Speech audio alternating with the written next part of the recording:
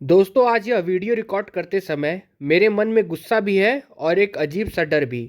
गुस्सा उन लोगों पर जिन्होंने चंद पैसों के लिए अपना ज़मीर बेच दिया, और डर हमारे भविष्य के लिए। जब मैं इस टॉपिक की गहराई में गया तो मुझे सोशल मीडिया पर कुछ ऐसे महान इन्फ्लुएंसर मिले जो चिल्ला चिल्ला कर कह रहे हैं कि अरावली में जो हो रहा है वो मास्टर स्ट्रोक है, सरकार पर भरोसा रखो। हैरानी की बात यह है कि जिन लोगों ने आप पर भरोसा किया, आज वो ही आपको धोखा दे रहे हैं। लेकिन चलिए, इन बिकाऊ क्रिएटर्स की पोल हम वीडियो के अंत में खोलेंगे। पहले मुद्दे की जड़ तक जाते हैं। अरावली पहाड़ियों के साथ असल में खेला क्या हो रहा है उसको समझते हैं। जो लोग नहीं जानते उन्हें बता दूं, अरावली सिर्फ एक पत्थर नहीं है। यह गुजरात, राजस्थान, हरियाणा और दिल्ली की ढाल है। यह वो दीवार है जो राजस्थान की धूल भरी आंधियों को नॉर्थ इंडिया में घुसने से रोकती है और हमारे यहाँ बारिश करवाती है। लेकिन अब सुप्रीम कोर्ट ने अरावली की एक ऐसी परिभाषा को स्वीकार कर लिया है जिसने इस सुरक्षा कवच में एक छेद कर दिया है। और मज़े की बात यह है कि सोशल मीडिया पर इसका पीआर एक अच्छे कदम की ओर से लिया जा रहा है। आइए समझते हैं कि ये इतना बड़ा झूठ क्यों है। सुप्रीम कोर्ट में एक केस 1995 से चल रहा था पर्यावरण बचाने के लिए। अभी हाल ही में पर्यावरण मंत्रालय, इन्वायरमेंट मिनिस्ट्री ने कोर्ट से कहा कि साहब, आज तक हमें पता नहीं था कि अरावली असल में है क्या। चलिए इसे आज डिफाइन करते हैं। और डिफाइन क्या किया गया, ध्यान से सुनिए। सरकार का प्रस्ताव है कि सिर्फ उन्हीं पहाड़ियों को अरावली माना जाएगा जिनकी ऊंचाई 100 मीटर से ज़्यादा है। यानी अगर कोई पहाड़ 90 मीटर का है, 80 मीटर का है, तो वो कानून की नज़र में पहाड़ नहीं है, वो सिर्फ एक ज़मीन का टुकड़ा है। इतना ही नहीं, एक और शर्त जोड़ी गई। अगर दो पहाड़ियों के बीच में 500 मीटर तक का गैप है तो ठीक है, लेकिन अगर वो गैप 5 मीटर से 1 इंच भी ज़्यादा हुआ तो बीच का वो पूरा इलाका अरावली प्रोजेक्ट से बाहर हो जाएगा। इसका मतलब समझते हैं आप? इसका सीधा मतलब है कि 90% अरावली रेंज को आप नॉन अरावली घोषित कर रहे हैं। जब वो कागज़ पर अरावली रहेगी ही नहीं तो वहाँ माइनिंग यानी खनन अवैध होगा ही नहीं, बल्कि वहाँ पे खनन पूरी तरह लीगल हो जाएगा। यह सब इसलिए किया जा रहा है ताकि इन लीगल माइनिंग को रोका जा सके। लेकिन कैसे? माइनिंग रोक कर नहीं, बल्कि माइनिंग को लीगल बनाकर। जो काम कल तक अपराध था, अगर यह कानून बदलकर उसे अपराध की लिस्ट से हटा दे तो क्राइम रेट तो अपने आप ही जीरो हो जाएगा। वाह, क्या लॉजिक है सरकार का। चलिए इसे एक आसान उदाहरण से समझते हैं। मान लीजिए एक परिवार में 10 बच्चे हैं। 5 बच्चे 20 साल से बड़े हैं और 5 बच्चे 20 साल से छोटे हैं। सरकार आती है और कहती है, हम इस परिवार के सभी बच्चों को मुफ्त खाना देंगे। आप खुश हो जाते हो। फिर सरकार एक नई कंडीशन लाती है, देखो भाई, हमारी नज़र में बच्चा वही है जो 20 साल से बड़ा है, जो छोटा है वो इंसान ही नहीं है। नतीजा, सरकार सिर्फ 5 बड़े बच्चों को खाना खिलाती है और दुनिया में ढिंढोरा पीटती है कि हमने इस घर के 100% बच्चों को खाना दे दिया। जो छोटे बच्चे भूख से मर रहे थे वो आंकड़ों में मौजूद ही नहीं है। ठीक यही अरावली के साथ हो रहा है। आप 100 मीटर से नीचे के पहाड़ का अस्तित्व ही मिटा रहे हैं और आप अरावली बचा रहे हैं। यह तर्क का मजाक नहीं तो और क्या है।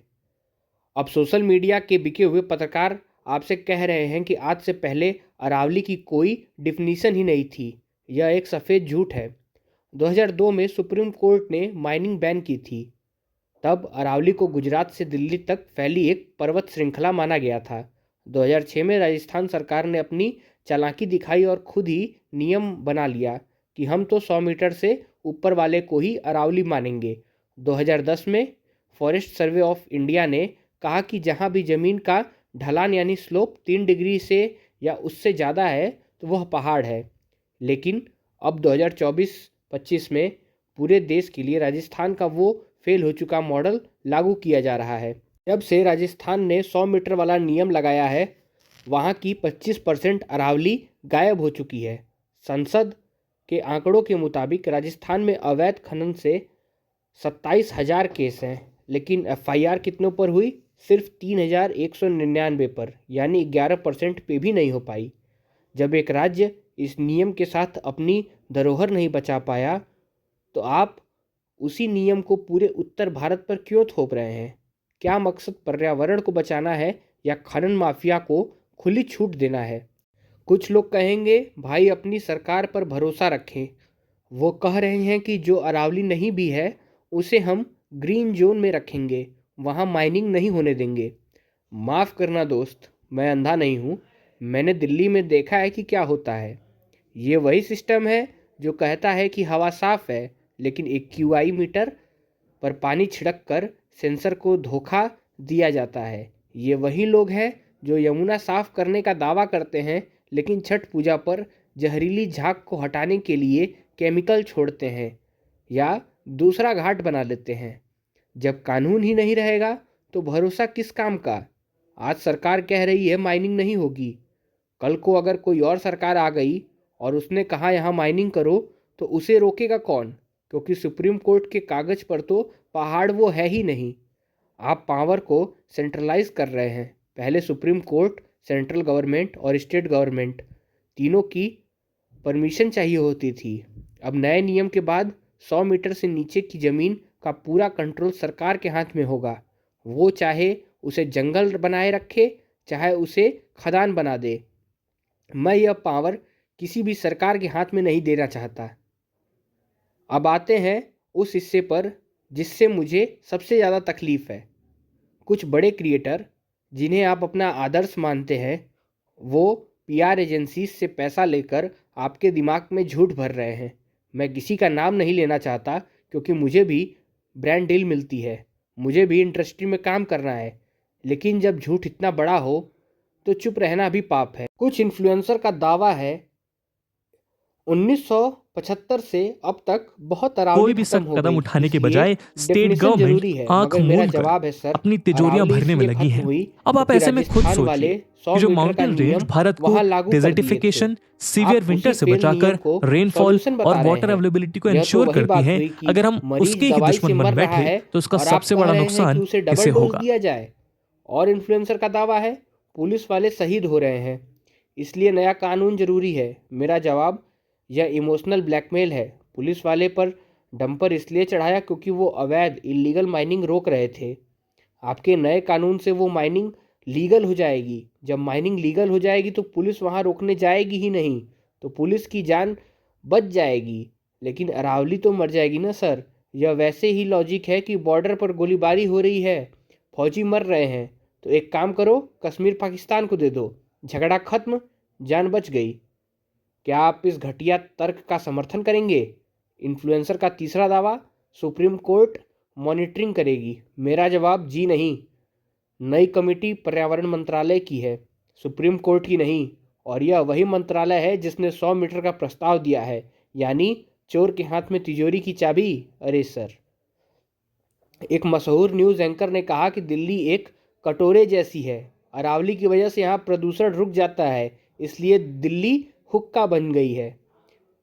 फैक्ट सही है, लेकिन निर्णय गलत है। अरावली हवा को रोकती है, यह सच है, लेकिन अगर आप अरावली हटा देंगे तो प्रदूषण साफ नहीं होगा। होगा यह कि राजस्थान की गर्म भरी हवाएं और रेत सीधे दिल्ली में घुसेंगी, दिल्ली का ग्राउंड वाटर सूख जाएगा, फिर हमारे पास प्रदूषित हवा नहीं होगी, बल्कि हमारे पास रेगिस्तान होगा। आपको क्या चाहिए, खांसी या प्यास से मौत? असल में यह पूरा खेल ज़मीन का है। 100 मीटर से नीचे की हजारों एकड़ ज़मीन जो प्राइम लोकेशन पर है, गुड़गांव और फरीदाबाद के पास है। मैं अपनी जेब से लाखों रुपए खर्च करके होर्डिंग नहीं लगवा सकता, उनका मुकाबला पैसों से नहीं कर सकता, लेकिन जन समर्थन से कर सकता हूँ। मेरा आपसे यह वादा है, इस वीडियो से आपका एक सपोर्ट, चाहे वो 1 रुपए का ही क्यों ना हो, जो भी 1 रुपए आएगा, मैं उसका स्क्रीनशॉट अगले हफ्ते शेयर करूँगा। वो सारा पैसा सिर्फ और सिर्फ अरावली के बारे में जागरूकता फैलाने और मीम पेजेस पर पोस्ट कराने के लिए लगेगा। ट्रांसपेरेंसी 100% रहेगी।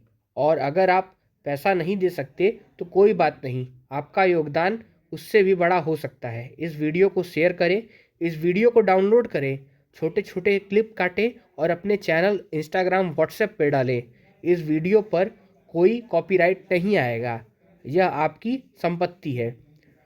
उन बिकाऊ इन्फ्लुएंसर को टैग करें और उनसे सवाल पूछें, नैरेटिव वो क्यों बदल रहे हैं, और नैरेटिव बदलने का समय अब हमारा आ चुका है। अगर हम आज चुप रहें तो कल हमारे बच्चे धूल फाकेंगे और हम उन्हें सिर्फ पुरानी फोटो दिखाकर बताएंगे, देखो कभी यहाँ पहाड़ हुआ करते थे। फैसला आपके हाथों में है। आपको दिल्ली में न साफ हवा मिल रही है, अब रेगिस्तान भी दिल्ली की ओर आ रहा है। यहाँ पे पनीर फेक है, अंडा फेक है, सब कुछ फेक है। क्या हम भारत को ऐसा देखना चाहते हैं? क्या यही था हमारे सपनों का भारत? वंदे मातरम है।